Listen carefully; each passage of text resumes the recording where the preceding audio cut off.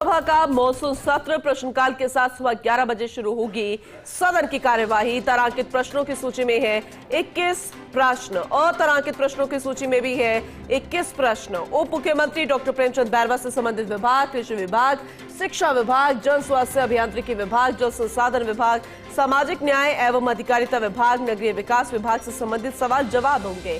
सदन की मेज पर रखे जाएंगे पत्रादि। उप मुख्यमंत्री दिया कुमारी वित्त विभाग की रखेंगी 5 उप अधिसूचनाएं। Deputy CM doctor Premchand Bairwa रखेंगे परिवहन विभाग की 6 अधिसूचनाएं। मंत्री गजेंद्र सिंह खीवसर रखेंगे वित्त कर विभाग की 27 अधिसूचनाएं। वित्त आबकारी विभाग की रखेंगे 5 अधिसूचनाएं।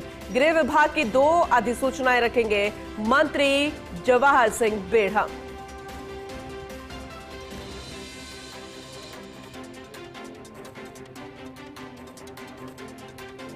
तो राजस्थान विधानसभा का मॉनसून सत्र जनहित के मुद्दों की गूंज रहेगी। अपने आप में बेहद खास जानकारी हम आप तक पहुंचा रहे हैं। और दूसरी तरफ कांग्रेस अपनी स्ट्रैटेजी के साथ चल रही है। पहला दिन हमने देखा किस तरह से अंदर दाखिल ही नहीं हुए, महज एक गेट से अंदर दाखिल होने की बात को लेकर धरना प्रदर्शन किस तरह से वहां पर किया गया, गेट के बाहर मार्च कैसे निकाली गई, तमाम मुद्दों को लेकर, लेकिन अंदर सदन में चर्चा नहीं हो पाई और ऐसे में कार्यवाही को स्थगित करना पड़ा। लेकिन आज दूसरा दिन है, बेहद महत्वपूर्ण अनुपूरक अनुदान की मांगें पारित की जाएंगी। तमाम महत्वपूर्ण विभाग है, सवाल जवाब होंगे। तारांकित और अतारांकित प्रश्नों की सूची में 21 प्रश्नों और जनहित के मुद्दों की गूंज रहने की प्रबल संभावना।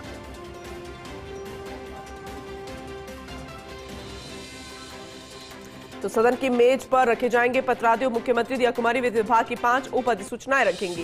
Deputy CM doctor Premchand Bairwa भी परिवहन विभाग की 6 अधिसूचनाएं रखेंगे। मंत्री गजेंद्र सिंह खीवसर रखेंगे वित्त कर विभाग की 27 अधिसूचनाएं। वित्त आबकारी विभाग की रखेंगे 5 अधिसूचनाएं। अपने आप में बेहद महत्वपूर्ण जानकारी आप तक पहुंचा रहे हैं। गृह विभाग की 2 अधिसूचनाएं भी मंत्री जवाहर सिंह बेढ़म द्वारा रखी जाएगी। बेहद महत्वपूर्ण अधिसूचनाओं को आज रखा जाएगा मेज पर। राजस्थान विधानसभा का मॉनसून सत्र चल रहा है, दूसरा दिन है।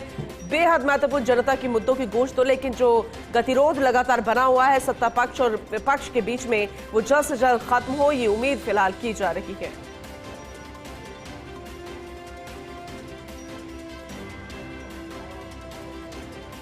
और ज्यादा डिटेल में जानकारी लेंगे, हमारे साथ एसोसिएट एडिटर नरेश शर्मा जुड़ चुके हैं, उनका रुख करते हैं।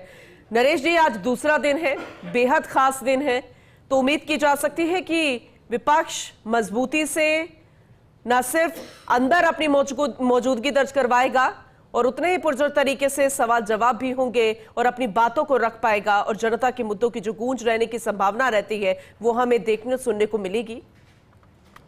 देखिए पूनम, जिस तरह से ये विधानसभा का सत्र काफी संक्षिप्त है, उसको देख के लगता नहीं कि कुछ ज्यादा जो है वो मुद्दे यहाँ जनहित के विपक्ष उठा पाएगा या सत्ता पक्ष भी उनका जवाब दे पाएगा, क्योंकि संभवतः आज जो है इस सत्र में ये कह सकते हैं कि लगभग आज कार्रवाई आखिरी दिन होगा। उसके बाद फिर से जो है विधानसभा की कार्रवाई एक लंबे अंतराल के बाद शुरू होगी।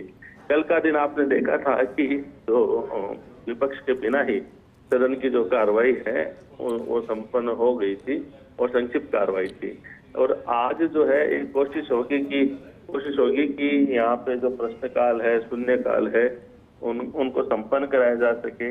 उसके माध्यम से जो है वो जनहित के कुछ मुद्दे, भले ही एक ही दिन मिला हो आज, वो मुद्दे उठाए जा सके। और साथ में ये भी कोशिश होगी कि कुछ जो बिल है उनको यहाँ रखा जाए, कुछ चर्चा है वो हो। लेकिन ये तमाम चीजें तब स्पष्ट हो पाएगी जब 11 बजे सदन की कार्रवाई शुरू होगी। बहरहाल विपक्ष जो है उसका अपना रुख है, वो पहले की तरह आक्रामक है, वही रुख उन्होंने अख्तियार किया है। आज भी जो है वो प्रदर्शन करेंगे। आज भी जो विधायक आवास जो है सामने विधानसभा के बिल्कुल वहां पे जो कांग्रेस के विधायक है वो इकट्ठा हुए हैं। नेता प्रतिपक्ष टीकाराम जूली यहाँ पहुंच चुके हैं और साथ में अमीन कागजी है, हरिमोहन शर्मा है, ये तमाम जो गणेश गोगरा है, ये तमाम नेता जो विधायक है वो पहुंच चुके हैं। रणनीति बनाई जा रही है कि आज किस तरह से सदन के बाहर जो है वो विपक्ष की भूमिका रहे, क्योंकि सदन के भीतर तो जब स्पीकर अनुमति देंगे उसके आधार पर ही सब कुछ तय होता है, लेकिन सदन के बाहर जो है वो कांग्रेस का एक कह सकते हैं प्रदर्शन का नवाचार भी है की कार्रवाई शुरू होने से पहले ही जो है वो प्रदर्शन यहाँ पे किया जाए। बिल्कुल। तो ये तो तमाम चीजें जो हम यहाँ देख पाते हैं कि कुछ देर में बिल्कुल नरेश जी, आपने सही कहा और हम ये तो जानकारी दे ही रहे हैं कि आज दूसरा दिन है मॉनसून सत्र का। विधानसभा की कार्यवाही हालांकि बेहद संक्षिप्त रहने वाली है। हो सकता है कि आज ही आने वाले समय के लिए आहूत करने की बात सामने हो, लेकिन अभी कार्यवाही को स्थगित किया जाए। ये बहुत सारी तमाम बातें हैं, लेकिन बेहद महत्वपूर्ण दिन आज का भी, तो हर किसी की नजर तो टिकी रहेगी नरेश जी। लेकिन दूसरी तरफ आपने ये भी जानकारी दी कि कांग्रेस सदन के बाहर किस तरह से प्रदर्शन कर रही है, किस तरह से हंगामा किया जा रहा है, और आज भी हमें वो देखने को मिलेगा। किसके नेतृत्व में यह प्रदर्शन रहेगा आज, या फिर कोई मार्च होगा, कैसे विपक्ष की आज रणनीति रहने वाली है, ये भी जरा समझाइएगा। आपको तस्वीरें पहले दिखा देते हैं। यहाँ पे विधानसभा के सामने जो विधायक आवास है, विधायक आवास का लॉन है, वहाँ पे कांग्रेस के विधायक है वो एकत्रित होना शुरू हुए हैं। उनका चूंकि आज भी इनको मौका मिल रहा है कि किस तरह से यहाँ पे वो प्रदर्शन करे, किस तरह से आज आवाज उठाए। रणनीति बनाई जा रही है नेता प्रतिपक्ष टीकाराम जूली के रूप में। क्या इनकी रणनीति रहेगी, हम बात कर लेते हैं एक बार। कल आपने शिक्षा का मुद्दा उठाया था, पैदल मार्च किया था। आज भी आपके तेवर कमजोर नहीं दिख रहे, जिस तरह से आप यहाँ आके तैयारी करें तमाम विधायकों को एकजुट करके। आज क्या मुद्दा रहेगा? देखिए, वैसे तो ये सरकारी हमारे लिए बड़ा मुद्दा है, क्योंकि जनता जिनको चुन के भेजती है जनता की सेवा करने के लिए, नियम कानून बनाने के लिए, और वही सरकार अगर नियमों को तोड़े, जनता की सुने नहीं, अपने को तानाशाह समझे, डेमोक्रेसी को कुचलना चाहे वो राजस्थान के अंदर हो चाहे हिंदुस्तान के अंदर हो, इन लोगों के मंसूबे क्लियर हैं। इनको युवा की बात नहीं करनी, छात्रों की बात नहीं करनी, इनको जो हमारी सड़कें हैं उनकी बात नहीं करनी, आदिवासी की, दलित की, मजदूर की, किसान की, व्यापारी की, किसी की बात नहीं। इनको बात करनी है हिंदू, मुस्लिम, वंदे मातरम, और ये आप देख रहे होंगे कल किस प्रकार से वंदे मातरम की इशू बना रहे हैं। जो वंदे मातरम इन्होंने कभी गाया ही नहीं। मैंने तो खुद विधानसभा में पूछा था इनसे कि भाई जिसको भी आता है वो गा के बता दो। एक आदमी नहीं गा पाया, तो क्यों प्रदेश की जनता को गुमराह कर रहे हो? वंदे मातरम कांग्रेस 1938 से गाती आई, आज भी गा रही है। कोई इनके सर्टिफिकेट की हमें जरूरत नहीं है।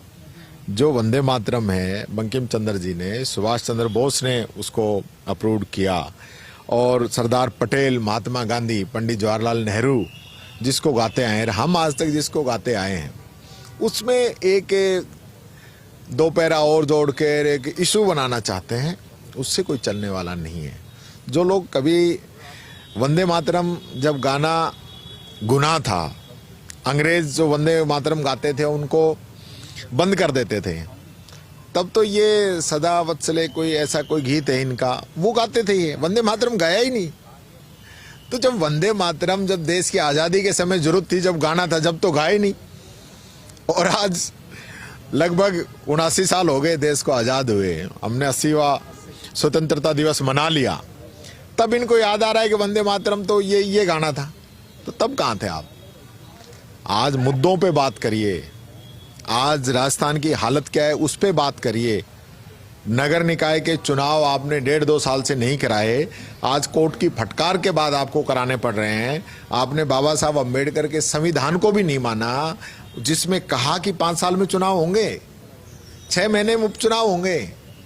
भरतपुर, जहां से खुद भजनलाल जी आते हैं, 3.25 साल में जिला प्रमुख का पद रिक्त है। उपचुनाव की तो बात छोड़ दिए, उप जिला प्रमुख को भी चार्ज नहीं दिया।